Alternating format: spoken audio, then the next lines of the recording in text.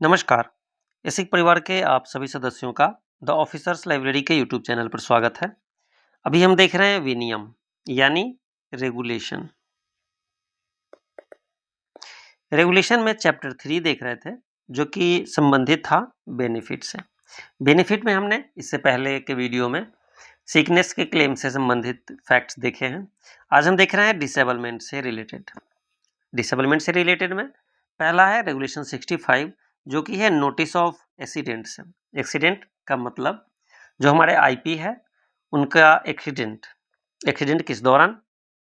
या तो home to work place, या फिर वर्क के दौरान, या फिर वर्क प्लेस टू होम। इस कंडीशन में क्या होगा? यदि कोई एक्सीडेंट होता है तो ऐसे में क्या है, एम्प्लॉयज ड्यूटी टू रिपोर्ट, यानी वह एम्प्लॉय की ड्यूटी दी गई है कि वह रिपोर्ट करेगा। अब वो किससे रिपोर्ट करेगा, देखते हैं उससे रिलेटेड क्या क्या प्रावधान है। An insured employee must notify their employer, अपने एम्प्लॉयर को इन्फॉर्म करेगा as soon as possible, either orally or writing, यानी वो ओरली मुंह से बोल करके भी या फिर लिखित माध्यम से, दोनों ही माध्यम से कोई आईपी अपने एम्प्लॉयर को इन्फॉर्म कर सकता है। Another person may report on the employee's behalf, यदि कहीं बाहर में एक्सीडेंट हो चुका है तो ऐसे कंडीशन में एम्प्लॉय के बिहाफ पर कोई दूसरा व्यक्ति भी वहां इन्फॉर्म कर सकता है। No notice is required if the injury is due to occupational disease listed in the third schedule.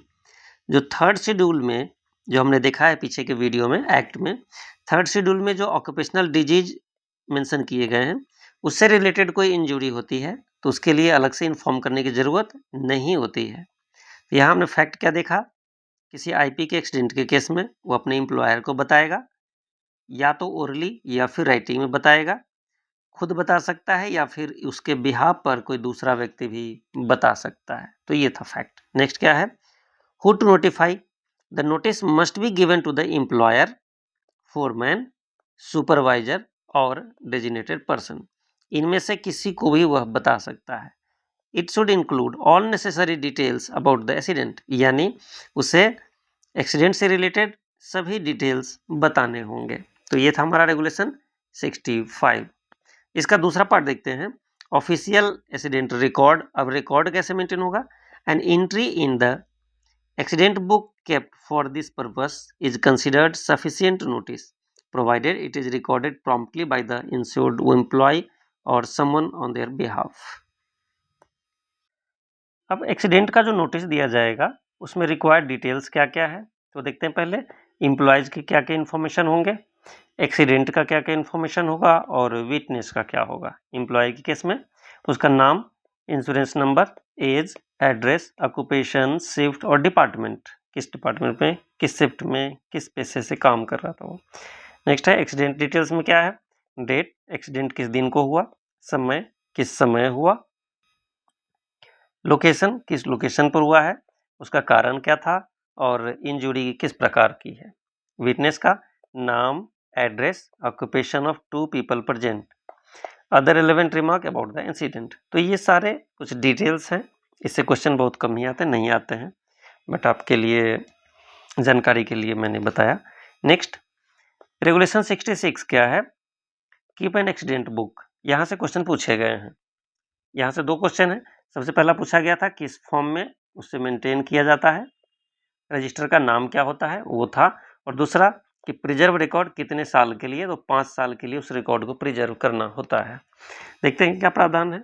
The book must be readily accessible and maintained in relevant form. It should be record the appropriate particulars of accident causing personal injury to an employ. Next है accident book must be kept for 5 years from the date of the last entry. ये पूछा गया है कि कितने दिन, तो 5 year, किस दिन से, तो लास्ट एंट्री से, जिस दिन लास्ट एंट्री हुआ रहेगा उस रजिस्टर में उस दिन से 5 साल के लिए। कौन से रजिस्टर है वो पूछा गया है।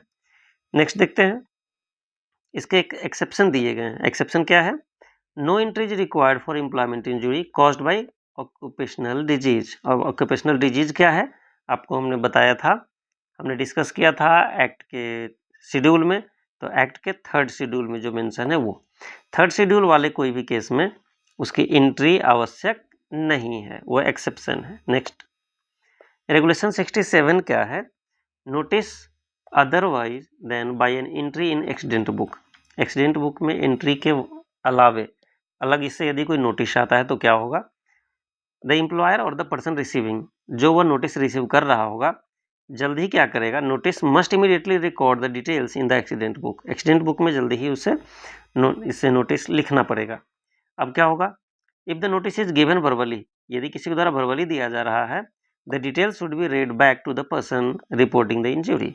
अब जो इंजुरी को रिपोर्ट कर रहा होगा, जो बता रहा होगा वर्बली, उसे लिख करके उसे पढ़ के सुनाया जाएगा कि देखो आपने ये बताया है, हमने ये लिख दिया है।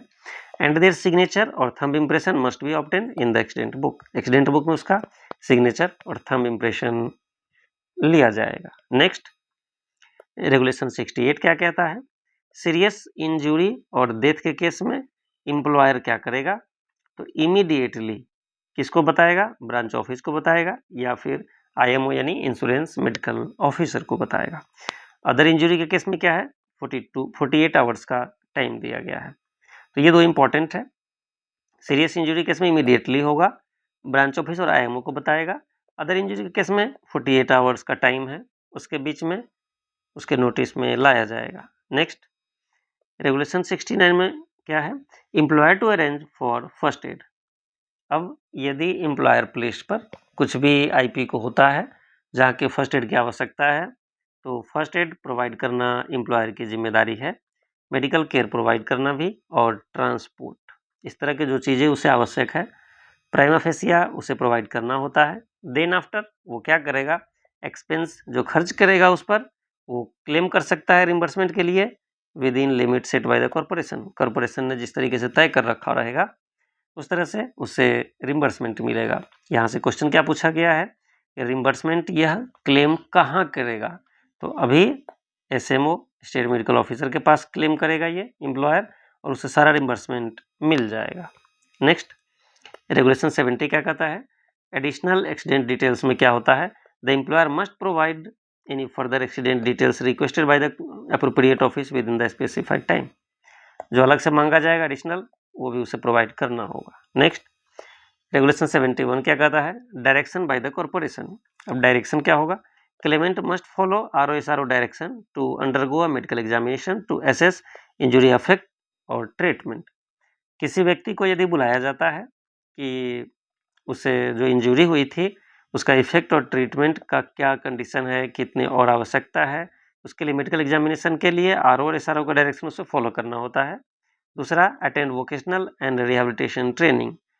वोकेशनल और रिहेबिलिटेशन ट्रेनिंग अटेंड करने के लिए जो डायरेक्शन दिए जाएंगे कॉरपोरेशन के द्वारा RO SRO के थ्रू उसे फॉलो करना होता है। नेक्स्ट, 72 क्या कहता है? Reference to medical board. अब मेडिकल बोर्ड को रेफरेंस क्या है? अ केस में भी refer to the medical board within 12 months, यानी 12 महीने के अंदर, of the final certificate of temporary disablement, यानी जो टेम्पोररी डिसेबलमेंट हुआ है उसका फाइनल सर्टिफिकेट जिस दिन मिल गया उस दिन से 12 महीने के अंदर, और the injury date if claiming permanently disablement at the request of the disabled person, employer और यूनियन, यानी जो डिसेबल पर्सन है उसके रिक्वेस्ट पर भी, एम्प्लॉयर के रिक्वेस्ट पर या यूनियन के रिक्वेस्ट पर ऐसा किया जा सकता है। नेक्स्ट, बाय द कॉरपोरेशन क्या होगा? Any time on recommendation of IMO. IMO के रिकमेंडेशन पर कॉरपोरेशन भी मेडिकल बोर्ड को रेफर कर सकता है। दूसरा, on its own after 28 days from the first incapacity date. Incapacity date का मतलब होता है जिस दिन से वो काम करने में सक्षम नहीं रहा है उस दिन से 28 दिन के बाद वो खुद से भी मेडिकल बोर्ड के पास जा सकता है। नेक्स्ट क्या है? रेगुलेशन 73 क्या कहता है? Report of medical board. Medical board का रिपोर्ट का क्या होगा? The medical board submit its decision to the ROSRO in the prescribed form. एक फॉर्म होता है, मेडिकल बोर्ड अपना ओपिनियन दे देती है। The disabled person is informed in writing about the decision and any entitled benefit. जो medical board decision देगा वो डिसीजन कहाँ जाएगा? ROSRO को तो जाएगा ही, साथ में उससे डिसेबल्ड आईपी को भी बताया जाएगा। नेक्स्ट, रेगुलेशन 74 क्या कहता है? ऑक्यूपेशनल डिजीज के बारे में कहता है। अब ऑक्यूपेशनल डिजीज के लिए एग्जाम में पूछा जाने वाला क्वेश्चन ये है कि उसके लिए कौन डिसाइड करेगा? तो special medical board occupational disease के केस में स्पेशल मेडिकल बोर्ड डिटरमाइन करता है। और क्या क्या डिटरमाइन करेगा? प्रेजेंस ऑफ स्पेसिफाइड डिजीज, अब कौन किस टाइप की डिजीज है वहां पर प्रेजेंस वो बताएगा। रिजल्टिंग परमानेंट डिसेबलमेंट बताएगा। प्रोविजनल और final assessment of earning capacity loss, यह प्रोविजनल या फाइनल डिसीजन देगा कि उसे कितने % अर्निंग कैपेसिटी का नुकसान हुआ है। Next, degree and duration of earning capacity loss, कितने दिन तक के लिए उसे नुकसान हुआ है वो भी होगा। लास्ट है प्रोविजनल असेसमेंट में भी रिव्यूड, जो असेसमेंट एक बार दे दिया जाएगा उसे बाद में रिव्यू किया जा सकता है। नेक्स्ट, रेगुलेशन 75 क्या कहता है? कंस्टिट्यूशन ऑफ मेडिकल बोर्ड और स्पेशल मेडिकल बोर्ड। अब कौन, यहाँ से क्वेश्चन क्या है कि मेडिकल बोर्ड का गठन कौन करता है, स्पेशल मेडिकल बोर्ड का गठन कौन करता है? तो मेडिकल बोर्ड और स्पेशल मेडिकल बोर्ड का गठन कॉरपोरेशन करती है। स्पेशल मेडिकल बोर्ड किसके लिए होता है? हमने पीछे देखा, ऑक्यूपेशनल डिजीज के लिए। And basic state government assistance, state government का असिस्टेंस भी लिया जा सकता है। Their composition, jurisdiction and procedure are determined by the director general. उनका कंपोजिशन, ज्यूरिडिक्शन, प्रोसीजर किसके द्वारा डिटरमाइन किया जाएगा? डायरेक्टर जनरल के द्वारा। नेक्स्ट देखते हैं रेगुलेशन 76 क्या है?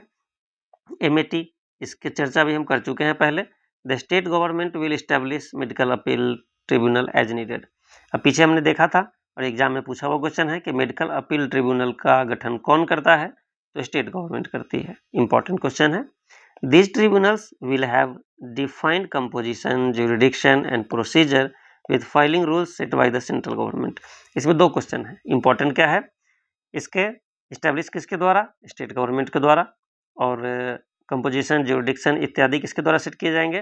तो सेंट्रल गवर्नमेंट के द्वारा। ये दो क्वेश्चन थे यहाँ पर। नेक्स्ट 76A क्या कहता है? Submission of claim for PDB, यानी परमानेंट डिसेबलमेंट बेनिफिट के लिए क्लेम कैसे सबमिट करेगा? An insured person declared permanently disabled must submit a claim in relevant form to the appropriate branch office. जैसे ही मेडिकल बोर्ड उसे डिसाइड करती है कि यह परमानेंट डिसेबल है, उसके बाद उसे क्लेम सबमिट करना चाहिए। कहाँ पर? ब्रांच ऑफिस में। कवरिंग 1 और मोर कंप्लीट कैलेंडर मंथ, यानी जब बेनिफिट मिलता है या डिसेबलमेंट का वो मंथली बेसिस पर मिलता है, except for the first payment. यानी जैसे किसी की इंजरी 15 तारीख से फिक्स हो गई कि वो परमानेंट डिसेबल है, तो फिर वो क्लेम कैसे करेगा? 15 से 30 तक के लिए, फिर उसके बाद 1 से 30 या 31, यह पूरा कैलेंडर मंथ होगा। बट इस महीने का except for the first payment, इस टाइम में कितने दिन का भी पेमेंट हो सकता है, जबकि नेक्स्ट फिर कैलेंडर मंथ के अकॉर्डिंग होगा। अब चलते हैं नेक्स्ट और लास्ट के रेगुलेशन, जो इस चैप्टर का लास्ट है, वो है submission of claim for permanently disabled. इससे क्वेश्चन पूछे गए थे। An IP can apply for commutation into a lump sum. यहाँ से क्वेश्चन पूछा गया था कि किस बेनिफिट को एम्प्लॉय लंप सम में क्लेम कर सकता है? तो परमानेंट डिसेबलमेंट बेनिफिट को। एक क्वेश्चन ये था। दूसरा क्वेश्चन क्या था? If the daily benefit is less than और इक्वल टू ₹5 पर डे, ऐसे होता है। इफ हायर अप टू ₹30,000, यह अमाउंट पूछा गया था। क्या लमसम में क्लेम कर सकता है? तो कर सकता है। किसका? तो परमानेंट डिसेबलमेंट बेनिफिट का। दूसरा अमाउंट क्या होना चाहिए? तो मैक्सिमम 30,000 तक का होना चाहिए। तभी apply with in 6 month for lump sum commutation, 6 महीने के अंदर करना होता है। आफ्टर दैट, उसके बाद क्या होगा? इट इज अलाउड किया जाएगा, but if the person has average life expectancy verified bye a medical exam if needed. तो ये थे हमारे कुछ चैप्टर 3 के कुछ इंपॉर्टेंट रेगुलेशंस। इसमें सारे रेगुलेशंस हैं, बट जो जो इंपॉर्टेंट पॉइंट था हमने उसे राउंड करके आपको प्रॉपर मार्क कर दिया है। अब देखते हैं हमने ओवरऑल क्या देखा। ओवरऑल हमने देखा कि आज हमने देखा डिसेबलमेंट से रिलेटेड, डिसेबलमेंट बेनिफिट से रिलेटेड हमने देखा कि उसका एक्सीडेंट से रिलेटेड देखा हमने। इसे कैसे मेंटेन किया जाता है, इसके एक्सेप्शन क्या है वो हमने देखे। उसके बाद एम्प्लॉयर की क्या जिम्मेदारी है, आईपी की क्या जिम्मेदारी है, फर्स्ट एड प्रोवाइड कौन करेगा तो फिर उस पर जो खर्च आएगा एम्प्लॉयर का, फर्स्ट एड पर तो नहीं, क्योंकि फर्स्ट एड उसे फ्री ऑफ कॉस्ट देना होता है। मेडिकल केयर या ट्रांसपोर्ट इत्यादि के लिए जो खर्च यदि उसका एम्प्लॉयर करेगा तो उसको खर्च कौन देगा? रिम्बर्समेंट होगा, कहाँ से होगा? स्टेट मेडिकल ऑफिसर के यहाँ से होगा। तो इस तरीके से हमने ये देखे। नेक्स्ट हमने देखे मेडिकल बोर्ड के बारे में। मेडिकल बोर्ड के बारे में कौन इस्टेब्लिश करेगा? मेडिकल बोर्ड का गठन कौन करेगा? तो कॉरपोरेशन करेगा। उसी में एक स्पेशल मेडिकल बोर्ड भी होता है जिसका गठन कॉरपोरेशन करती है। उसके बाद हमने देखा कि एमएटी मैट का गठन कौन करता है? स्टेट गवर्नमेंट करता है। इस तरह हमने ओवरऑल आज इतने चीज़ों का डेफिनेशन देखा इसमें। मिलेंगे फिर आपसे अगले वीडियो में। Thank you.